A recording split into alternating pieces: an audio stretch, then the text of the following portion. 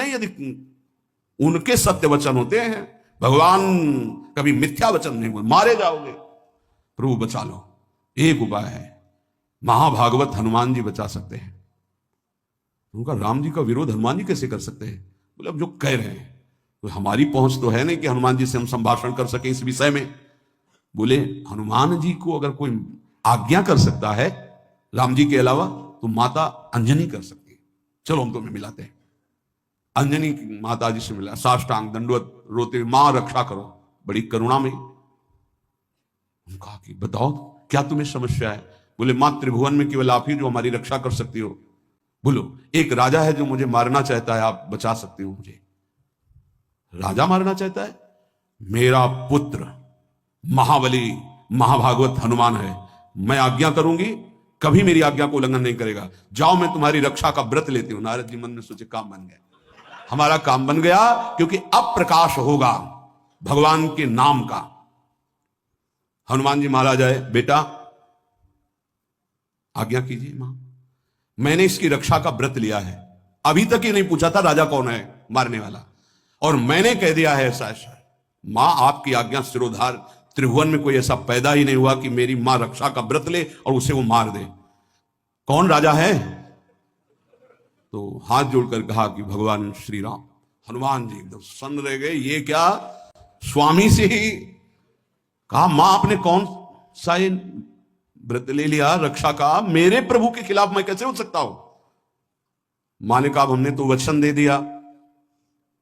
हनुमान जी ने कहा फिर बुद्धियों जितनी बुद्धियां हैं वो सब सरस्वती जी, सरस्वती भी जिनकी द्वारा प्रेरित हैं वो भगवान, और भगवान जिनकी बुद्धि में बैठे रहते हैं उनसे बड़ा बुद्धिमान कौन हो सकता है?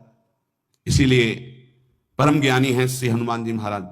बुद्धि नाम अग्रगण्यम, जितने भी बुद्धिमान जन उनमें सबसे वरिष्ठ हैं, श्रेष्ठ हैं। हनुमान जी महाराज बोले चल तू एकांत चल। एकांत में ले गए और बैठ, थोड़ा ही समय रह गया संध्या का।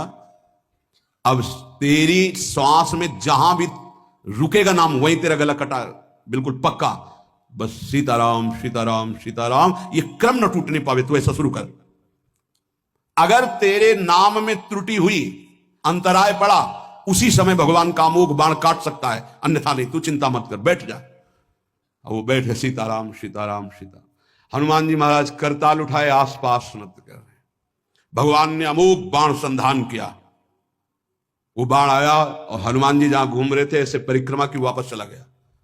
भगवान ने कहा आज तक ऐसा नहीं हुआ, अमोघ बाण मोघ कैसे हो गया? लक्ष्य को बेधे भी ना वापस कैसे आ गया? दूसरा बाण भगवान ने संधान नहीं किया। है क्या?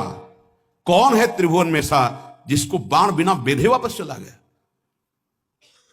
लक्ष्मण जी से कहा कि जहां प्रताप रुद्र वहां तुरंत जाइए और देखिए बात क्या है, उसके गले को क्यों नहीं अमोघ बाण ने छेदन किया।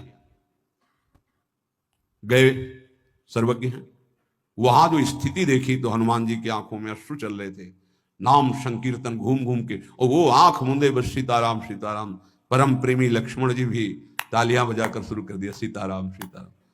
राम जी ने विचार किया कि बाण तो वापस आ गया, लक्ष्मण जी वापस ही नहीं आए, सूचना ही नहीं। और विश्वामित्र जी कह रहे हैं तो आपने प्रण लिया था कि संध्या होते होते। भगवान ने कहा कि आप धैर्य धारण कीजिए गुरुदेव, मैं स्वयं जाता हूं। जब कहा कि मैं स्वयं जाता हूं तो बोले मैं भी स्वयं चलूंगा, देखूंगा तुम निर्णय क्या करते हो। पूरी ब्रह्म ऋषियों की समाज साथ में, नारद जी बीड़ा लिए आगे कि प्रभु हम भी देखेंगे, और सब